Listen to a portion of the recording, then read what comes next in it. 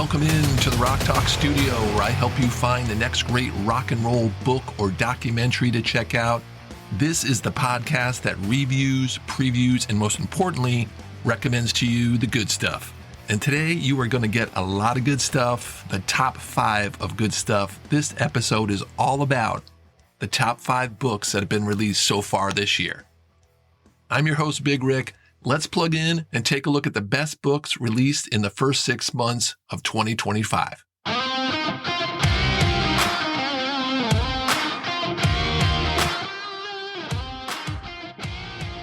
So every month I track the rise and fall of the most badass rock and roll reads. New entries crash the charts, old legends fight to stay on top, there's sleeper picks that sneak up into the ranks. Who's climbing? Who's falling? Who got snubbed? That's what the monthly top 5 is all about. And at the middle of the year, I like to stop and take a look at where we are and where we currently stand and give you a list of titles, the best titles so far, to check out. So let the debate begin. The top 5 books of 2025. Number 5, Smile, The Rise, Fall, and Resurrection of Brian Wilson by David Leaf. This book is an oral history that delves into the sprawling story of the famous Smile album, but it also explores how Wilson eventually overcame the resentment and negativity tied to those songs. In 2003, after 36 years of silence, Wilson finally finished that Smile record. He didn't want to, he was terrified. The same music that nearly destroyed him, he had to face it. And then he brought it live to the stage. So then he performed it and he did it. And that is this story, not just the fall of a genius, but the return of one. And, you know, it really sucks that the pressure and negativity Brian Wilson faced for just creating some art. The Smile album played such a huge role in the mental health issues he struggled with for most of his life. And it's a beautiful story, very deep and touching. A lot of people get interviewed and they share their thoughts about Brian and the experiences with and around him and all the stories that go into this incredible story about the Smile record and then being able to actually finally release it and then play it live. This is a good one. It just entered the charts last month. Smile, The Rise, Fall, and Resurrection of Brian Wilson. Okay, number 4, the 4th best rock and roll book released so far this year. And this one is a kind of a sneaker pick, kind of a wild card. The book is called Teenage Wasteland, The Who at Winterland, 1968 and 1976 by Eduardo Genzolini. And this book looks at The Who at 2 very different stages of their career and is presented not only visually, this book has over 500 photos, but also with a really engaging narrative. I thought it was really an innovative approach, one that succeeds because it found a way of delivering all these different pictures with a comprehensive coverage of The Who during a real pivotal time in the band's early career. And the cool thing about the pictures is the author gathered up shots from people who actually attended the shows and used the whole roll of film that was taken. So there are some blurry shots, some strange angles. This is not just a coffee table style book with glossy, perfect pictures. Though it's built like a coffee table style book, it has that type of presentation. It's just not all about glossy photos. The book just stands out for its unique presentation, and the writing really supports these photos and these amazing 8 years in The Who's career. Teenage Wasteland, number 4. Number 3 on the charts, Lollapalooza, the uncensored story of alternative rock's wildest festival. Crazy book. Lollapalooza began as an alternative dream. It was Perry Farrell's vision for a cultural mishmash, and it grew into something that no one could believe it ever would become. The book chronicles the first 7 years of the festival. That first Lollapalooza lineup was like a grenade of underground sound that detonated across the Midwest. They took this tour out into the Midwest and played places that no one played before, especially with a traveling festival. And this book uses over 200 interviews to tell the story from the inside of that blast zones for readers into behind-the-scenes stories, band drama, cultural shifts, a lot of sex, drugs, and rock and roll, and the evolution of the alternative scene into a mainstream force. This one is for you. I don't think you could get any closer to the Lollapalooza story than this one. Great book by Tom Beaujour and Richard Beinstock that's coming in at number 3.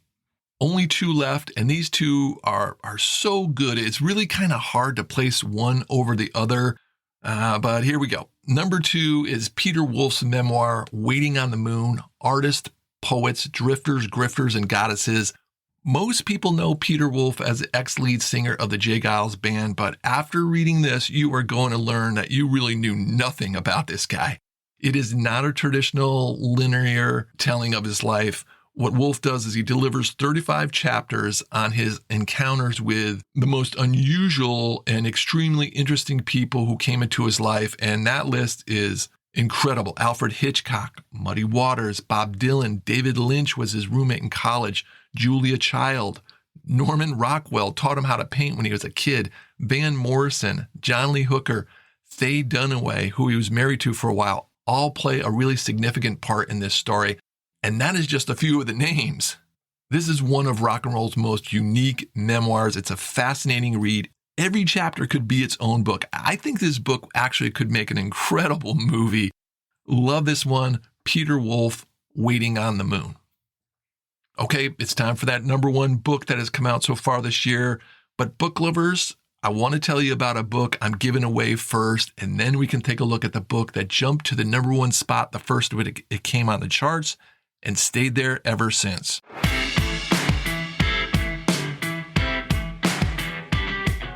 Today's episode is sponsored by Thames and Hudson, so I want to shout out to them. They're a publishing company, and they're going to send one lucky winner a copy of the new book, Buzz Me In, Inside the Record Plant Studio.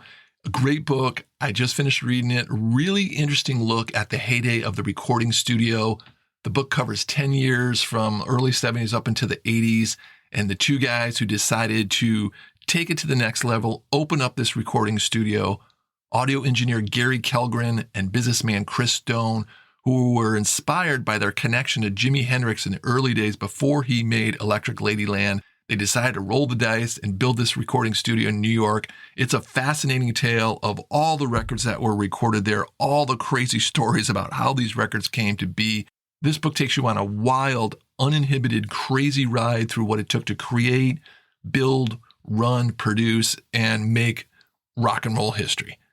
To get in on the drawing for the book, all you've got to do is send me an email at info@rocktalkstudio.com. It'll sign you up for the newsletter. My newsletter comes out once a month that features the running top 5 that you're getting today. It also features new releases, release dates of new projects coming out, and get you into every rock and roll book that I've been giving away this year. So far, I've given away Chris Stein's memoir. I've given away Rush at 50, Queen's A Night at the Opera, 50 Years, Robin Hitchcock's 1967 memoir. So many great books that's going to continue throughout the year. And this is another great one. Thanks to Thames and Hudson for sponsoring this podcast and for sending out this book. If you want a free copy of it, all you've got to do is hit me up at info@rocktalkstudio.com.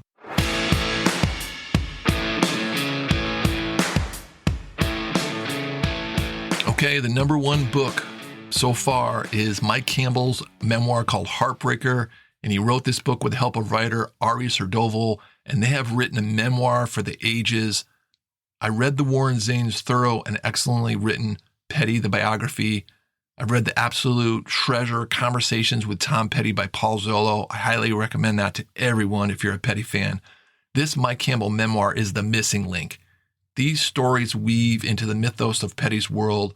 They offer a view of a friendship from the other side of the relationship. That view is deep, it's humble, it's real, and is very reflective. I honestly didn't expect Campbell to be this confessional, but I'm really glad that he was, because I read it in 3 days. I couldn't put this book down. I burned through it. This book is not to be missed and currently sits comfortably at the top, the number 1 book of 2025 so far. But for how long? Because I got to tell you, coming down the pipe is a handful of titles that I can almost say for sure is going to shake up the top 5 big time.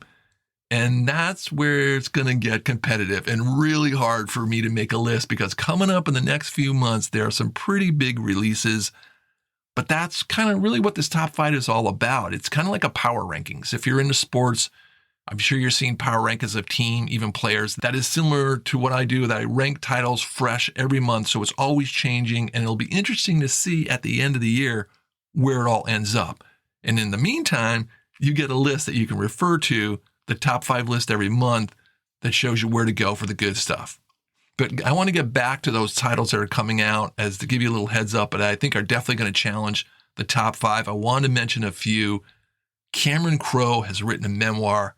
It's called The Uncool, kind of hark back to Almost Famous. That one, without a doubt, is high on my list. I think that's the one that's probably the highest on my list that I'm excited about. But there's some other really great books. There's the Cars biography by Bill Janovitz, who wrote the Leon Russell biography a couple years ago. That one looks amazing. That's a 400-page monster. I can't wait to get into that one. New Springsteen book, The Making of Born to Run by Peter Ames Carlin. He wrote REM book. The name of this band is REM. That won a Rock Talk Studio podcast award for best book about a band last year. That one's going to be on this list. I know it is. Paul McCartney Legacy Part 2 is coming out at the end of the year. And so is Patti Smith's sequel to the amazing memoir, Just Kids. Her new book is called Bread of Angels. Okay, wait a minute. You might be saying, Big Rick, you left something out.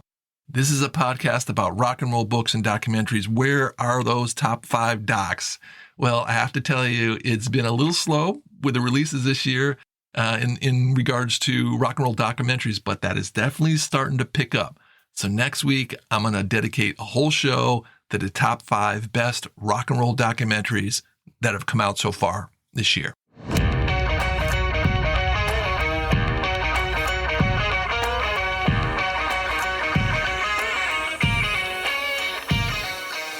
Thanks for tuning in, everybody. Love talking rock and roll with you. Remember, send me an email to sign up to win this month's free book called Buzz Me In, Inside the Record Plant Studios. Great book. You get a chance to get a free copy of that sent to you. All right, let's tear it down, pack it up, and head on down the road. I'll see you next time in the Rock Talk Studio.